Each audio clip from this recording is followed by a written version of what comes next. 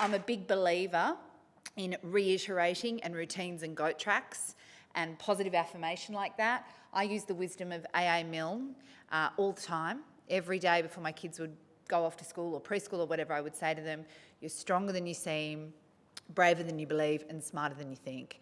Hands up if you can remember life before kids. Lying in bed on a Sunday, drinks with friends, exercising without a pram, movies, in a cinema. I can't believe that I don't know 5 different languages and how to Zumba. Seriously. What did I do with all my spare time? Kids have an amazing way of taking up every single little bit of space, don't they? Every skerrick of your time, your brain, your physicality, everything, they fill it. My mum's always told me that the greatest gifts that kids will give you is the gift of selflessness. And she's right. Life is short. Eat chocolate for breakfast. I don't mean this literally, except that I kind of do. What I mean is that when children say, can I have chocolate for breakfast, they're not actually... Sometimes, it's okay. Sometimes, as sometimes food, they do it because it just is different to toast and because it feels good. I think, in those rare moments that I actually do on Easter morning, have chocolate for breakfast. I allow myself. I still go through the tug of war of it. Oh no, we shouldn't be doing it. It should be Wheat Bix. Oh, but go on, it's Easter. You should just have the chocolate. I do eventually have the chocolate for breakfast melted on a hot cross bun. I'm sorry. But it feels great because it's spontaneous. And that's what kids are like all the time. They're spontaneous. They live in that space. And eating chocolate for breakfast is a figurative reminder to try new things. Think about kids in the playground, on the ski slopes, in the shopping centre, with a stick. That little face when it climbs up the slippery slide for the first time. It's like, wow, as it goes down. We don't do that as adults enough. Cry it out. It's good to let emotions go. Children are brilliant processors of emotion, aren't they? When they're upset or when they feel, they articulate it. They cry, they stamp their feet, they flay their fists, and then they just let it go. It's like they pick it up, scrumple it up, and hurl it away.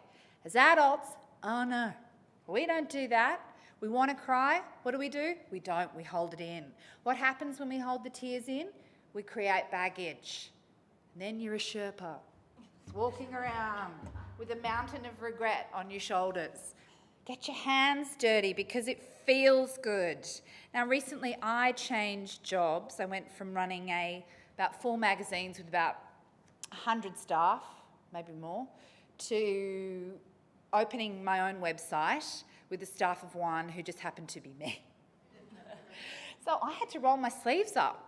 And get my hands really dirty. I found that I absolutely loved it. Loved what? Being in the moment. Kids are like that the whole time, with their stick, with their orange. They love the ones they're with. Time, no meaning. They're in the process.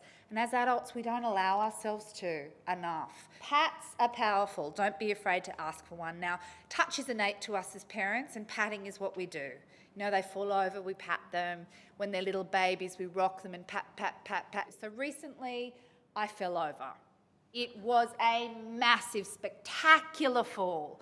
Groceries everywhere. I grazed my knee. I hurt my elbow. Spilt milk. Disaster. I just sat there and I sobbed and I sobbed and I sobbed.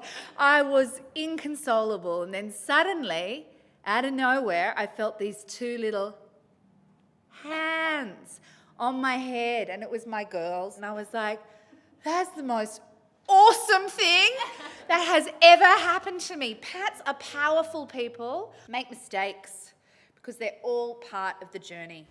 When kids don't do brilliantly in a test, what do we tell them? As long as you tried your best. How often do you apply that same measure to yourself?